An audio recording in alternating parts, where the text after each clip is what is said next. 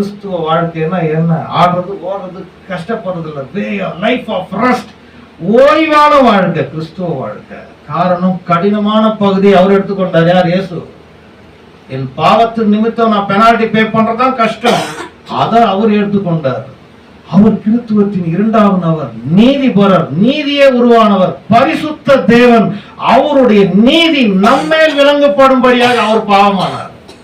பாவமே அறியாத அவர் பாவமானார். ஏன்? நீதியே அறியாத நாம் நீதிமானாவதற்காக. இதுதான் சத்தியம். இத படிச்ச உடனே மார்ட்டின் லூத்தருக்கு துள்ளி குதிக்கணும் போல இருக்குது. மகிழ்ச்சி, ஆரவாரம். காரணம், எப்பேற்பட்ட ஒரு சத்தியம். அது வரைக்கும் கடவுளை ஏதோ வில்லன மாதிரி பார்த்து வந்தவர் இப்போ கடவுள் ஒரு மகிழ்ச்சி.